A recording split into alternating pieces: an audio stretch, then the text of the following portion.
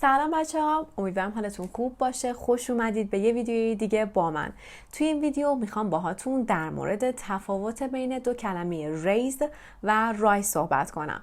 اما قبل از اینکه شروع کنم مثل همیشه اگر فقط تونستم یه نکته مثبت بهت یاد بدم، لایک و سابسکرایب برات نره. این دو تا کلمه به خاطر اینکه قیافه هاشون شبیه همه معمولا با همدیگه اشتباه گرفته میشن، اما چند تا تفاوت خیلی مهم دارن که اگر اونا رو یاد بگیریم دیگه با هم اشتباهشون نمی‌کنیم. اول بریم سراغ کلمه raise. به تلفظش دقت کنید.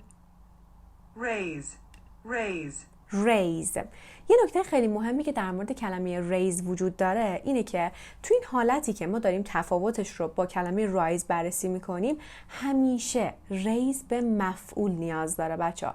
حالا یعنی چی به مفعول نیاز داره؟ کلا این کلمه شاید بدونید که به معنی بالا آوردنه. یعنی شما باید یه چیزی رو بالا بیاری، مثلا باید دستتو بیاری بالا، یا مثلا باید قیمت ها رو ببری بالا. یه چیزی رو شما بالا میبری.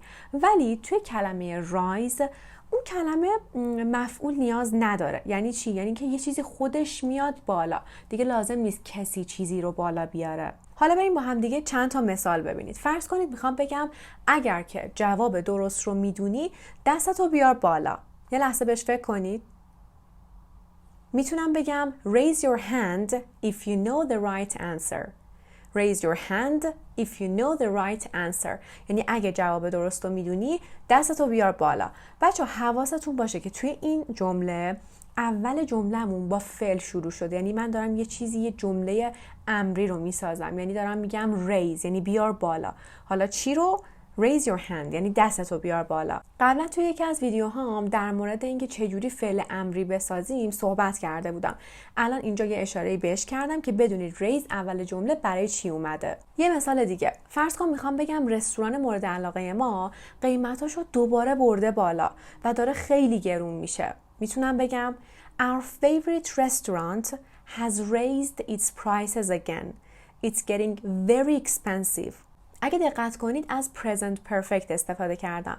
یعنی گفتم have و has به اضافه شکل سوم فعل یا همون past participle که قبلا به صورت کامل در مورد present perfect توی یکی از ویدیوهام توضیح دادم. در واقع اینجا معنیش میشه رستوران مورد علاقه ما قیمتاش رو افزایش داده است. یعنی قیمت‌ها رو برده بالا. الان اگه دقت کنید ما یه مفعول هم داریم. یعنی یه نفر اومده قیمت‌ها رو برده بالا. قیمت‌ها میشن مفعول جمله ما. و قسمت دوم جمله هم it's getting very expensive یعنی که یه چیزی داره زیاد میشه. این حالتی که در واقع توی این جمله استفاده شده حال استمراریه که باز در مورد اینم توی ویدیوهایی مربوط به گرامرم توضیح دادم. حالا یه مثال دیگه. فرض کن میخوام بگم مجبور شدیم قیمت رو ببریم بالا، یا اینکه یه نفر ما رو مجبور کرد که قیمت رو افزایش بدیم. For example, I can say we were forced to raise the price. We were forced یعنی مجبور شدیم، یا یه نفر ما رو مجبور کرد to raise the price یعنی قیمت رو افزایش بدیم. الان دوباره اینجا یه چیزی رو داریم افزایش میدیم، یعنی قیمت ها رو. یه مثال دیگه هم با کلمه raise ببینیم. فرض کنید میخوام بگم خیلی از مغازه ها یا بسیاری از مغازه ها قیمت هاشون رو افزایش داده اند.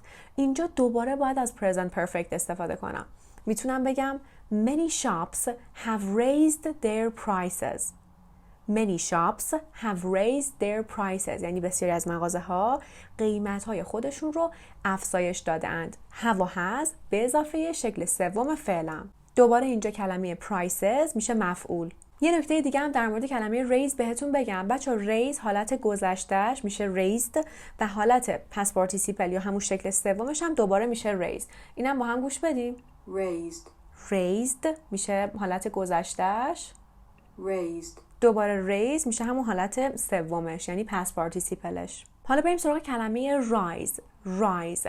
بچه به تلفظش دقت کنید. rises زمانی که بهش s اضافه میشه. rose میشه گذشته سادهش. reason میشه حالت سومش. بچه حواستون باشه risen خونده نمیشه، میشه reason. rising وقتی که بهش ing اضافه میکنیم. همونطور که تا حدودی بهش اشاره کردم کلمه rise مفعول نیاز نداره، یعنی به معنی بالا اومدنه، اون چیز خودش میاد بالا، نیاز نیست ما چیزی رو بالا بیاریم. حالا فرض کن میخوام بگم خورشید ساعت 5:30 صبح امروز طلوع کرد. وقتی میگم خورشید طلوع کرد یعنی خورشید خودش اومده بالا دیگه، کسی که خورشید رو بالا نیاورده. در واقع این طلوع کردن همون بالا اومدن است. For example, I can say the sun rose at 5:30 this morning. The sun rose at 5:30 this morning. گذشته فعل rise میشه rose. یه مثال دیگه، فرض کن میخوام بگم ارزش این تابلو توی سالهای اخیر به شدت افزایش یافته است. دوباره اینجا باید از present perfect استفاده کنم، یعنی have و has به اضافه شکل سوم فعلمون که میشد reason نه risen. For example, I can say the value of the painting has risen sharply in recent years. دوباره The value of the painting has risen sharply in recent years.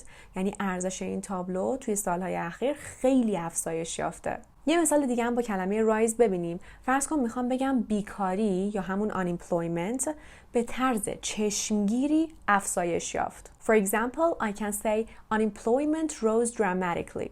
Unemployment rose dramatically. یعنی چی؟ یعنی بیکاری به طرز چشمگیری افزایش یافت. خب بچه‌ها اینم از ویدیو امروز. یادتون نره که مثل همیشه این دوتا کلمه رو ببرید توی دیکشنری های لانگمن و کمبریج و باشون کلی مثال بیشتر بخونید تا کامل بهشون مسلط بشید. مرسی که تا اینجای ویدیو همراه من بودید. مثل همیشه منتظر نظراتتون هستم.